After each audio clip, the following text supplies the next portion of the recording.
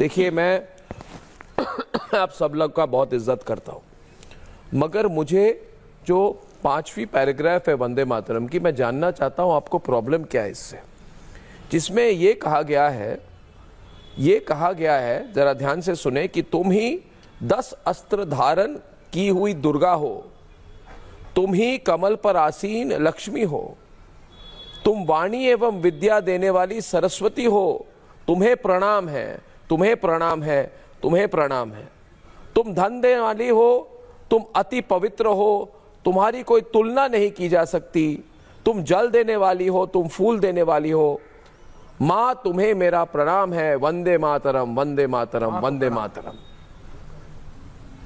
इससे सिर्फ जिन्ना को प्रॉब्लम हो सकती है, या जिन्ना वाले सोच वाले जितने लोग हैं ना, रेडिकलाइज लोग हैं, गजवाए हिंद वाले सोच वाले लोग हैं, उन्हें हो सकती है। कारी अबराल जमाल जी, आपका क्या कहना है? क्या वंदे मातरम से कोई आपत्ति है आपको? बिस्मिल्लाहिर्रहमानिर्रहीम। इन्नमल अमालु बिन्नियात।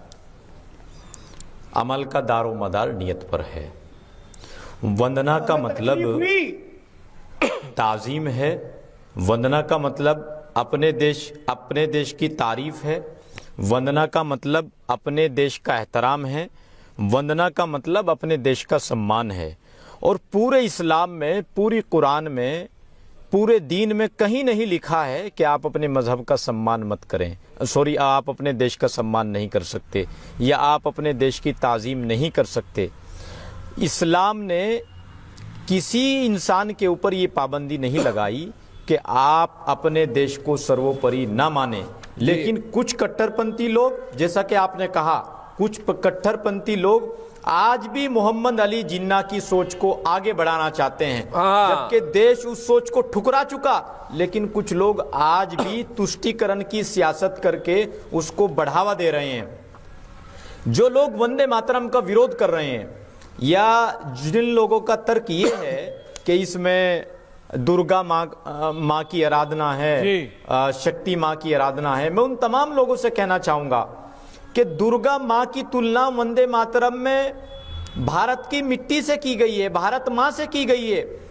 इसलिए भारत माँ की ताजीम करना नाजायज नहीं हो सकता, भारत माँ का एहतराम करना जायज नहीं हो सकता, क्योंकि देश हमें देता है सब कुछ, हम भी कुछ देना सीखे। और जो लोग इसका विरोध कर रहे हैं, मैं उन तमाम लोगों से कहना चाहूंगा कि ऐसी बहुत सारी चीजें हैं जिनकी इस्लाम इजाजत नहीं देता, लेकिन अपने मफाद के लिए फिर भी आप उनको अपनाते हो। मसलन मिसाल के तौर पे इस्लाम में तो तस्वीर खिंचवाना भी हराम, तस्वीर खींचना भी हराम, टीवी पर बैठना भी हराम, टीवी देखना भी हराम, लेकिन सब लोग सब काम कर रहे हैं। कौन किसके ऊपर पाबंदी लगा रहा है? पाबंदी आप लोग वहां लगाते हैं जहां आपको अपना मफाद नजर आता है, जहां आपको तुष्टीकरण नजर आता है। तो खुदा के वास्ते ऐसा मत कीजिए।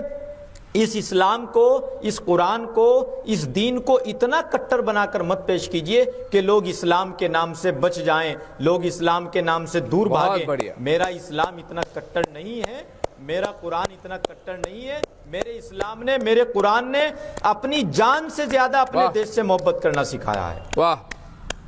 मैं आपको आपने जिस तरीके से बात की, अबरार साहब, अगर हर मुसलमान नेता ऐसे बात करे तो देश ही बदल जाए। हमें राष्ट्रहित में बात समझनी होगी। देखिए मोहम्मद नदीमुद्दीन जी, मुफ्ती साहब, मैं आपके खिलाफ नहीं हूं, मैं मुसलमानों के खिलाफ कभी नहीं हूं, मगर उस सोच के खिलाफ हूं जो मुस्लिम लीग ने दिखाई थी और जिसके कारण हमारा देश का बंटवारा हो चुका है 1947 में।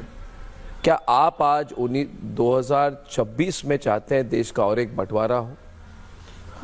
क्या आप कहेंगे मुझे आज कि अर्नब, मैं इतिहास से नहीं सीखूंगा, मैं अपने आंखों पे पट्टी लगा लूंगा अर्नब, और फिर मैं कहूंगा आपको, नदीमुद्दीन जी आप क्या बात कर रहे हैं? देश का विभाजन जिस कारणवश हुआ, उसी कारण में आप मुस्लिम लीग वाली लाइन ले रहे हैं। फिर आप कहेंगे मुझे, अर्नब क्यों ऐसी बात करें कि 1930 में ये मुस्लिम लीग वालों ने ही वंदे मातरम के खिलाफ मुहिम शुरू की थी, जिस तरह से आप अभी कह रहे हैं, या all India Muslim personal law board कह रहा है। कभी सोचा उन्होंने, अजय आलोक जी, कभी उन्होंने ये सोचा कि वही काम कर रहे हैं जो 1930 में जिन्ना ने की? यही आपकी लेगेसी होगी? तो जिन्ना के मुन्ना और क्या करेंगे? जिन्ना के मुन्ना, जिन्ना का मुन्ना आपने कहा, किसको कहा? जिन्ना के मुन्ना लोग क्या करेंगे भाई? ये all India Muslim personal law board है, ये बाकी लोग जितने हैं, मुझे बस एक बात बताएं, ये लोग सब कहेंगे लाइन से, रत्नाकर त्रिपाठी से लेकर हर कोई, कि हम सबका संविधान में विश्वास है, हम सब संविधान मानते हैं, हम सब संविधान को आंखों से लगाते हैं, सब ये लोग बोलेंगे। जरा इनसे पूछिए कि संविधान में जितनी देवियों का जिक्र है, किसकी चित्र नहीं है संविधान में? चाहे दुर्गा देवी हो, चाहे सरस्वती माता हो, चाहे लक्ष्मी माता हो, चाहे राम, प्रभु श्री राम हो, प्रभु श्री कृष्ण हो, सबकी तस्वीर लगी हुई है ओरिजिनल संविधान में। क्या आपको लगता है कि कोई इनको भड़का रहा है? कोई इनको भड़का रहा है जैसे क्या आपको लग रहा है अजय आलोक जी? हाँ बिल्कुल। आपको लग रहा है कि जैसे अंसार राजा जी को या नदीमुद्दीन जी को कोई भड़का रहा है ये सब करने के लिए? नदीमुद्दीन जी, आपको कुछ कहना है? कोई भड़का रहे हैं आपको? ये लोग खुद भड़काने क्या आपको नहीं लग रहा है कि आप जिन्ना वाली लाइन ले रहे हैं? सुनिए देखिए, जिन्ना को देश का मुसलमान अपने जूतियों के बराबर भी नहीं समझता। एक बात, जिन्ना रोड का नाम अभी तक बदल नहीं सके।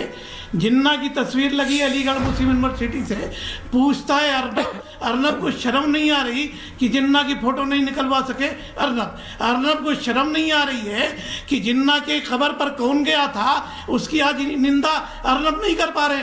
तो अर्नब को शर्म आनी चाहिए।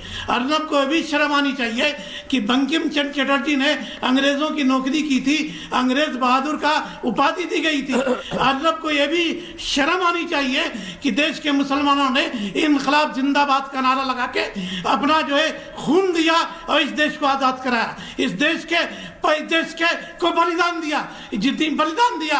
अर्नब को यह भी शर्म आनी चाहिए कि कोई मुसलमान वंदे मातरम के विरोध में नहीं है। जिन्ना 1930 में यही मौलाना अबुल कलाम आजाद जो देश के बंटवारे के खिलाफ थे, उन्होंने कहा था कि कुछ पंक्तियों पर हमको एतराज है, हम किसी जमीन की इबादत नहीं करते। एक मिनट, मामला नदीमुद्दीन जी, नदीमुद्दीन जी, नदीमुद्दीन जी, आपने हमला कर दिया। नदीमुद्दीन जी, नदीमुद्दीन साहब सुनिए। नदीमुद्दीन जी, मुझे देखिए, नदीमुद्दीन जी मेरी बात सुनेंगे? अंग्रेजों के तलबे चाटने अच्छा वाले, सुन लीजिए, अंग्रेजों के गुलाम, अंग्रेजों के दलाल। मुफ्ती साहब सुनिए, मुफ्ती साहब बोला आपने, अच्छा किया, सुनिए। अरे अर्नब जवाब दे रहे हैं आपको, सुनिए तो। अर्नब शर्म। अरे मुफ्ती साहब सुनिए तो, ये वन वे कम्युनिकेशन कैसे होता है? टावर भारत में क्यों है? अच्छा ठीक है, आपने अपने मन की भड़ास निकाल ली, अब सुनिए। क्यों है भारत में? अरे आपकी भड़ास निकल गई मुफ्ती साहब, अब सुनिए ना। मुस्लिम यूनिवर्सिटी से मुफ्ती साहब सुन तो लीजिए। क्यों नहीं निकाली गई? मुफ्ती साहब सुन तो लीजिए। हाँ सुनिए, मैं पूछता हूँ, जवाब लीजिए। मेरे लिए अरे इतना मत पूछिए, अभी रिलैक्स कीजिए, जवाब लीजिए। होना ये मेरा ईमान है। वतन पर कुर्बान होने के लिए इस्लाम तालीम देता है। मेरे वतन पर मैं मर जाऊंगा, मिट जाऊंगा, बलिदान दूंगा, कुर्बानी दूंगा। मेरे लिए वतन सर्वोपरि है।